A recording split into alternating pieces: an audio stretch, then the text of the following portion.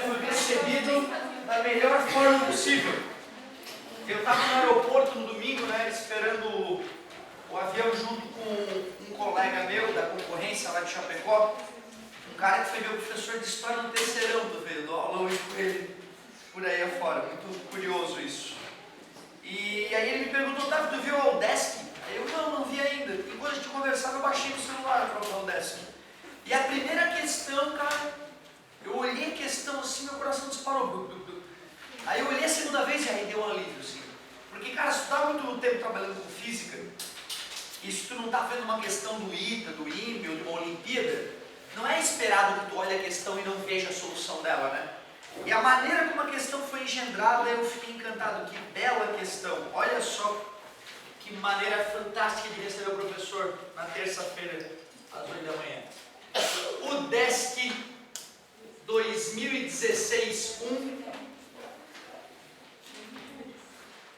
Primeira questão, cara. Os caras chegaram com os dois pés assim, só para dar um cagaço na galera. Na física atual, o menor tempo e o menor comprimento conceptíveis são denominados tempo de Planck e comprimento de Planck, respectivamente. Essas duas grandezas são definidas a partir da combinação das constantes físicas fundamentais H, constante de Planck, G, constante de degradação universal, e C, velocidade no vácuo. Considerando o Sistema Internacional de Unidades de Medidas, SI, a cenário alternativo que contém as corretas combinações entre H, G e C para TP e LP. Cara, raramente eu comento na minha aula, só por curiosidade, que existe na física o menor tempo conceptível e o menor comprimento conceptíveis. Filosoficamente, né, é ridículo isso. Como assim? Se tem um tempo, eu posso pegar aquele tempo e dividir pela metade. Assim como se eu tenho um pedaço de alguma coisa, eu posso pegar aquela coisa e dividir pela metade. Mas na física quântica não. Na física moderna não diz isso. Diz que tem um tamanho mínimo e um tempo mínimo na natureza. Como assim, professor? O tempo flui em soluços, aparentemente. O tempo não flui continuamente, como a gente tem a sensação. Parece que o tempo flui aos soluços. A gente não percebe isso porque a nossa maneira de ver a realidade é lenta e ruim, né? Nossa máquina de filmar a realidade, ela é lenta. Então tu vê que curiosidade, né, cara? Esse ano, por exemplo, eu nunca falei de comprimento de Planck e tempo de Planck. O aluno que vê isso e nunca escutou falar em tempo e comprimento de Planck, ele automaticamente tende a largar a questão. Mas não é uma questão de física moderna, cara. É uma questão de análise dimensional disfarçada. Não tem nada de física moderna essa questão. Essa questão é uma questão de análise dimensional. Eu te pergunto, esse tempo de Planck no sistema internacional é medido em que unidade? Tempo. Obrigado, segundo. O comprimento de Planck é medido em que unidade? O comprimento de Planck é medido em que unidade, meus amigos? Comprimento, gente, tamanho. Obrigado. Vocês já tinham as condições para fazer a questão, tu sabia que tempo é medido em segundo e que comprimento é medido em metros. Aí é que tá, né? Tu tem que saber as unidades dessas constantes, né? Aí é que começa a ficar mais pesadinho. Qual é a unidade de velocidade? Muito obrigado. Metros por segundo, muito bem encaminhado. Unidade da constante de Planck. O aluno teria que lembrar, né, que a energia do fóton é H vezes F. Ele deveria lembrar que a energia é em Joule. E frequência. Hertz, que é o que, Hertz? Segundo na menos 1, concorda comigo? Hertz é por segundo, né? No inverso de período, né, gente? Tá multiplicando, passou? Joule dividido por segundo na menos 1 é a constante de Planck, são as unidades da constante de Planck. Joule segundo, né? Concorda comigo? Achei a unidade da constante de Planck. Não sei se é a melhor maneira de escrever, mas é aceitável, porque Joule não é uma unidade básica, né? Joule não é uma unidade básica. Joule vem da onde, Joule? Vem da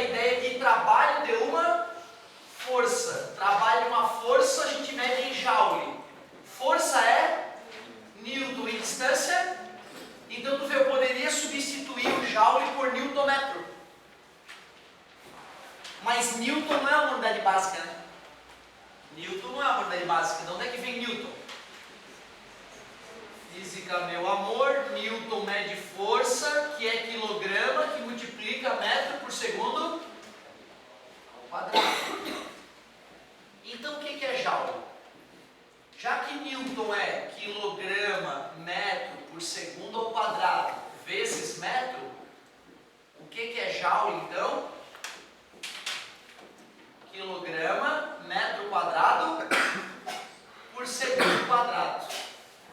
Agora eu achei a unidade da constante de Planck, as unidades básicas. Quilograma, metro quadrado por segundo quadrado, vezes segundo. Cortando ao quadrado, descobri qual é a unidade do H. A constante de Planck tem a unidade de quilograma, metro quadrado por segundo. Essas são as unidades básicas da constante de Planck. Só falta a constante gravitacional universal. Da onde vem a constante gravitacional universal? Da lei de atração das massas. Então o aluno só tem que isolar o G.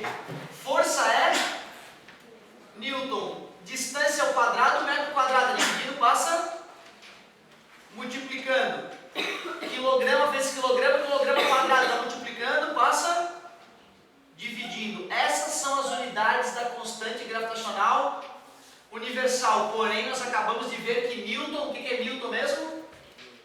Quilograma metro por segundo ao quadrado, vezes metro quadrado, dividido por quilograma quadrado. A constante gravitacional universal, então, ficou com que unidades? Quilograma vai cortar com o quilograma ao quadrado ali embaixo. Concordam comigo? Metro vezes metro quadrado vai dar metro cúbico e tem dividido por segundo. Metro cúbico, quilograma, segundo ao quadrado. Essa é a unidade da constante gravitacional universal. Ele quer que eu relacione essas três constantes para obter o comprimento de Planck e o tempo de Planck. Aí ele dá as opções, pelo menos isso. Ele vai lá e dá as opções. Letra A. Ele diz que para obter o tempo de Planck é H vezes G dividido por C elevado à quinta, isso tudo elevado a 1 meio.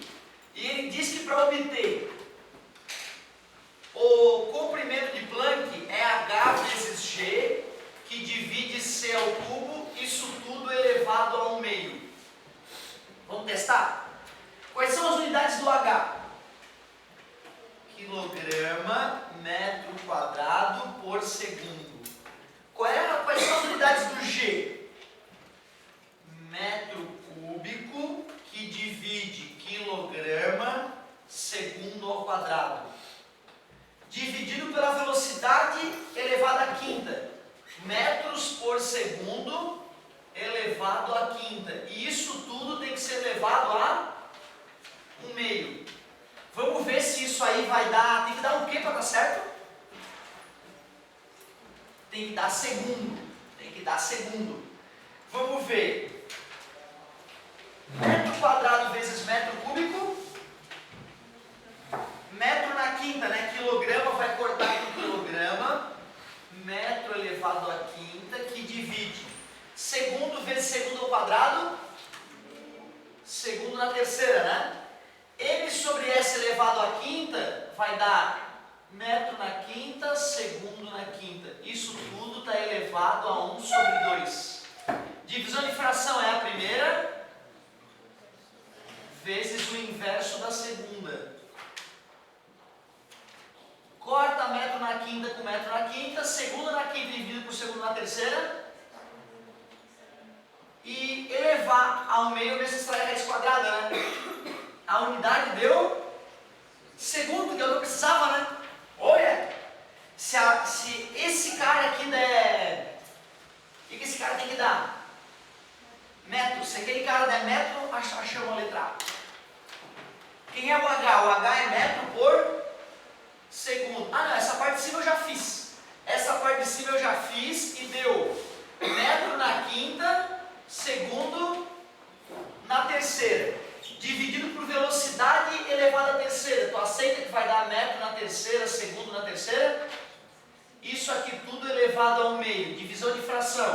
é a primeira vezes o inverso da segunda.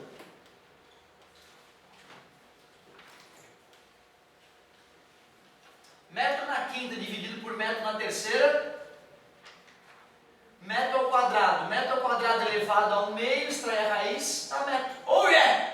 Sim! Deu segundo na primeira e deu metro na segunda. Puta que pariu!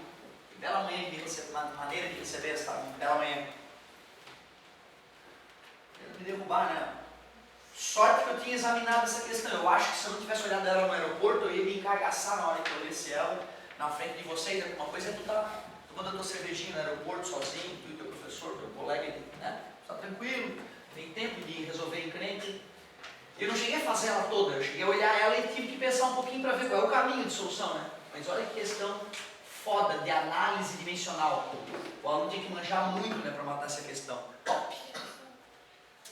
Ali, então vou fazer a tua parceria. Valeu! Eu vou fazer a tua, meu querido. Que bela questão, estou orgulhoso da pedida, tá, gente? Muito bom, eu gosto de encrenca. Belíssima questão. As outras me pareciam mais clássicas, né? Pelo que eu olhei, não resolvi todas ainda, mas as outras me pareciam mais clássicas. É a 7. Questãozinha extra aqui, meus queridos. Falava o seguinte: um fato um pouco frisado é a igualdade numérica entre a carga do elétron e a do próton. Não acredito que seja pouco frisado. Considere que uma esfera de zinco de massa 6,54 gramas, na qual a carga do elétron e a do próton diferem entre si por uma parte em 1 milhão da carga elementar. Neste caso, o módulo do excesso de carga em coulombs é da ordem... que bonito! Tu vê, né? Ele me deu uma esfera de zinco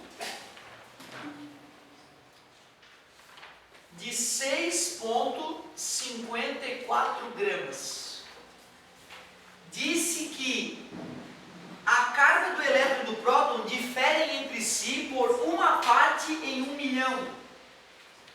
Então tem uma diferença entre as cargas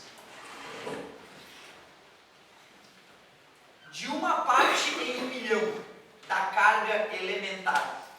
Ou seja, ele me deu que essa carga elementar em módulo, essa variação, né, entre a carga do próton e do elétron é 1 vezes 10 na menos 6 da carga elementar. Essa é a diferença entre a carga de um próton e a carga de um elétron.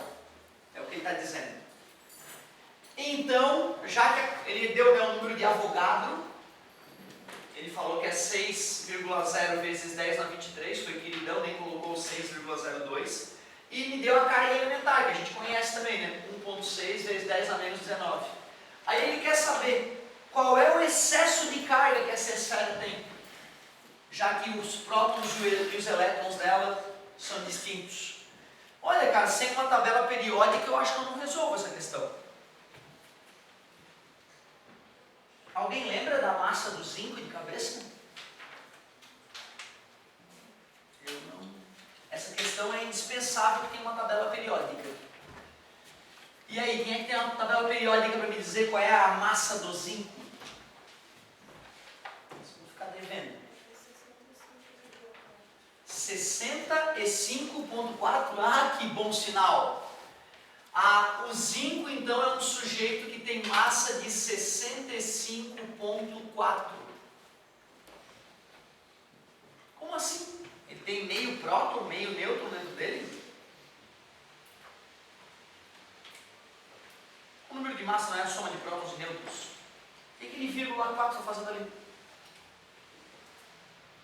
Alguém sabe explicar por que a massa dos caras tem vírgula na tabela periódica? Ai, ai, ai. É que, meus queridos, tem zinco que tem mais nêutron, tem zinco que tem menos nêutron, embora todos tenham o mesmo número de prótons, né? Por causa dos isótopos, né? Quando tu faz a média, então tu vê, né? Tem vários zincos que tem massa de 66 e alguns zincos têm massa de 65. Mas tem mais zinco com massa de 65 do que de 66, um pouquinho mais. Por isso que a massa em média fica 65,4. É uma média que você faz, só isso. Tem nada a ver com a solução da questão. Pô, peraí, cara. Primeiro eu tenho que saber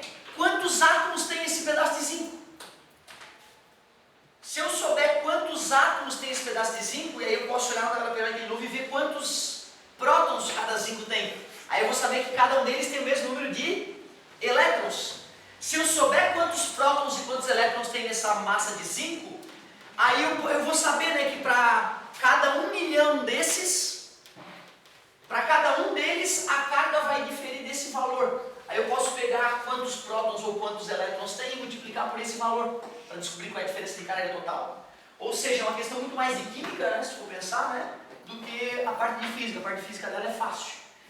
Como é que se calcula o número de mols? Tu pega a massa da substância e divide pela molécula grama, né, que a gente chama de mol. A massa de zinco nessa esfera é 6,54 gramas. Só que para ter 1 mol de zinco eu preciso de 65,4 gramas por mol. Portanto, eu tenho 0,1 mol de átomos de zinco. E como cada mol é esse número absurdo, se eu pego o número que equivale a 1 mol e multiplico pela quantidade de mols, então eu descubro que eu tenho 6 vezes 10 na 22 átomos de zinco.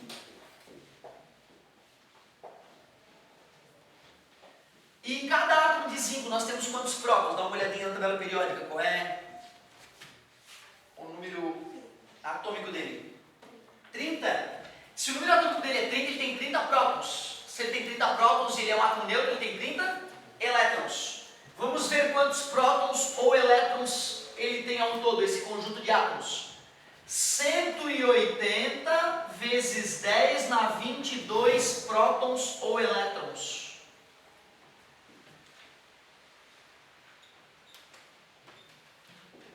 Ele não me disse quem é que tem mais ou menos carga, né? Então ele só tem módulo a carga. Já que eu tenho esse número absurdo de prótons ou elétrons, e cada um próton desse tem uma carga 1 milionésimo de vezes maior ou menor do que a do outro, vamos ver quanta carga esse cara ficou então. 180 vezes 10 na 22 prótons, cada um com uma carga de 1 vezes 10 na menos 6 maior do que a do elétron correspondente, ou menor. Fazendo essa multiplicação, 180 vezes 1 dá 180, 10 na 22 com 10 na menos 6 dá 10 na 16. Obrigado. Portanto, 1,8 vezes 10 na 18 coulombs. Tem esse tipo de solução aí? Deixa eu ler de novo. Deixa eu ver onde é que foi. Ah, da carga elementar. Tem um Ezinho ali, né? Eu não coloquei a carga elementar na brincadeira, né? 1,6 vezes 10 na menos. Agora sim.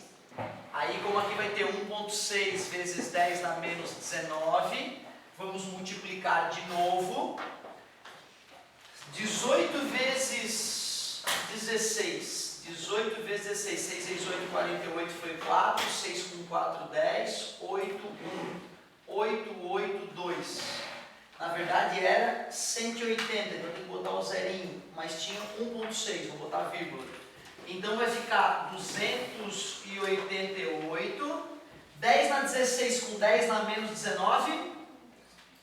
10 na menos 3, 0,288 coulombs. 0,288, ele colocou 0,29 aproximadamente. Letra D, tem gabarito? Dá uma olhadinha no gabarito pra gente. Ele colocou 0,29 aproximadamente. Bem bonita a questão. Nunca tinha feito uma questão nessa linha. Muito legal. Eu acho que a parte mais delicada é tu interpretar o que esse cara está querendo dizer com essas informações, né? Então, bem bonitinha a questão. Tinha que ter noção de número de mols, tinha que usar a tabela periódica ou ter decorado o número atômico, o número de massa do zinco, que eu acho pouco provável, né? Bem bizarro. Acho que o vestibular deveria ter fornecido a tabela periódica, né? Se me disser que é o ITA, eu vou ter certeza que eles não forneceram. Que eu teria que ter decorado. Professor, as pessoas não fazem isso, né? Pedir para o aluno decorar o número atômico e o número de massa de um elemento perdido na tabela periódica. Ah, faz sim. Tem louco para tudo nesse mundo, meu querido. Questão, essa caiu aonde mesmo? Show.